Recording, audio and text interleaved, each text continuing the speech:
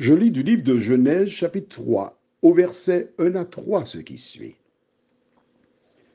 Le serpent était le plus rusé de tous les animaux des champs que l'Éternel Dieu avait fait. Il dit à la femme, Dieu a-t-il réellement dit, vous ne mangerez pas de tous les arbres du jardin? La femme répondit au serpent, nous mangeons du fruit des arbres du jardin, mais quant au fruit de l'arbre qui est au milieu du jardin, Dieu a dit, vous n'en mangerez point et vous n'y toucherez point, de peur que vous ne mouriez. Prions. Notre Seigneur et notre Dieu, nous te bénissons, nous te louons pour tes bienfaits. Nous sommes en train de découvrir le parallèle entre l'histoire de la race humaine et celle du peuple d'Israël. Alors que nous avançons dans cette étude, que ton esprit nous dirige, nous garde, nous fortifie, nous t'en prions. Au nom de Jésus et pour ta gloire éternelle. Amen. Rappelle-toi, le peuple d'Israël est en marche. Il avance. Mais il se trouve que lorsque Dieu créa le monde, il y plaça Adam et Ève et donna un ordre clair, net et précis. Quand je lis cette portion de la parole, ça me fait penser à l'université à Trinidad où j'ai effectué des études. Ils ont eu la bonne idée de planter à différents endroits des manguiers Julie. Et chaque année, les manguiers portent des mangues dont l'odeur indique, l'odeur, l'aspect, toutes ces choses disent en cœur, viens me manger. Et on a mis un panneau sur chaque manguier.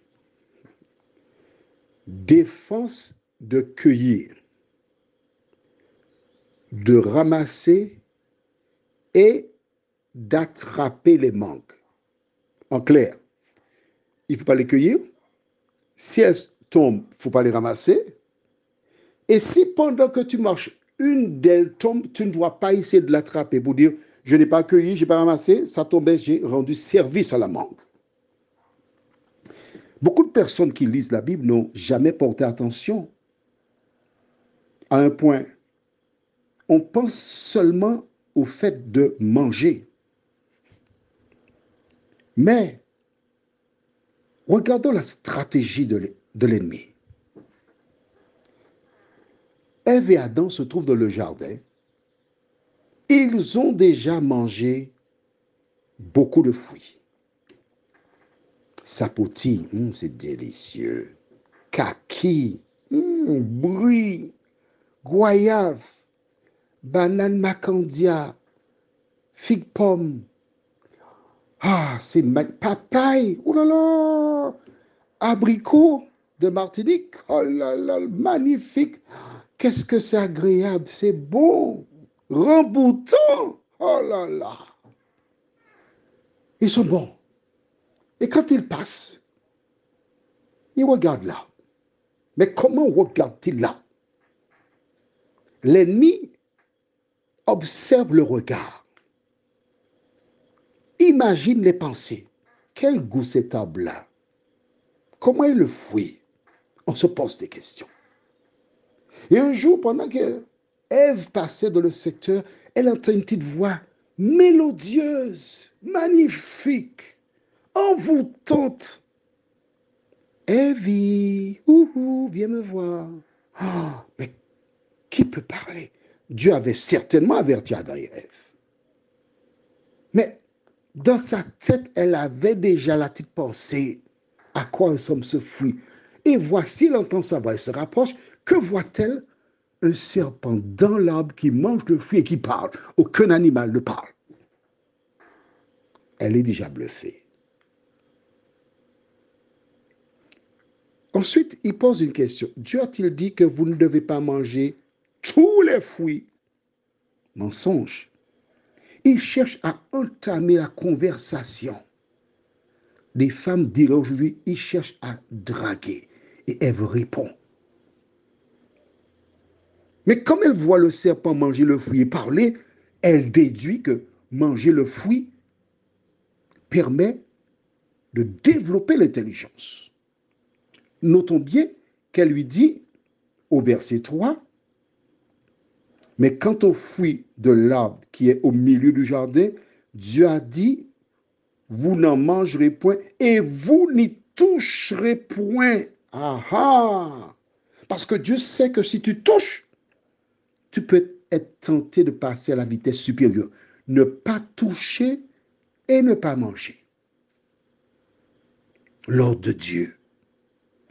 L'ennemi est venu et il commence à attirer l'attention d'Ève.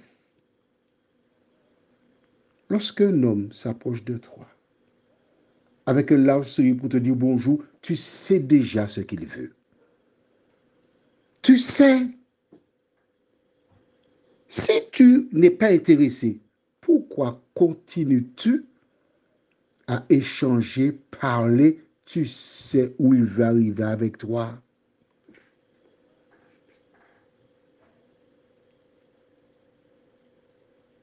Ce qui est vrai pour un homme l'est aussi pour une femme. Nous devons être conscients qu'autour de nous, nous sommes environnés d'individus mandatés par l'ennemi pour nous détourner de l'Éternel. Et quand tu as cela à l'esprit, tu sais exactement comment agir et comment avancer tes pions. Alors, où en es-tu? Où en es-tu par rapport aux conversations que tu entretiens avec des gens? Tu as l'impression de gérer la situation? Non. Beaucoup ont pensé ainsi. Beaucoup ont cru qu'ils pouvaient s'en sortir et ont perdu des batailles. Pourquoi veux-tu augmenter le nombre? Prions. Seigneur, toutes les fois que des personnes voudraient nous inviter à te tourner le dos, accorde-nous suffisamment de sagesse et d'intelligence pour prendre la fuite. Merci de nous rappeler encore et encore que nous menons une vie d'équilibriste par rapport au piège de l'ennemi. Aide-nous à être vigilants, à te faire totalement confiance. Permets que celles et ceux qui se sont égarés ou qui ont été égarés aient la force pour dire stop, changer de voie et marcher avec toi. Nous plaçons, Seigneur, nos plans, nos projets entre tes mains. Merci pour ta parole qui nous indique ce que nous devons faire afin de ne pas connaître les mêmes expériences négatives. Nous t'en prions au nom de Jésus et pour ta gloire éternelle. Amen. Je te souhaite une bonne nuit.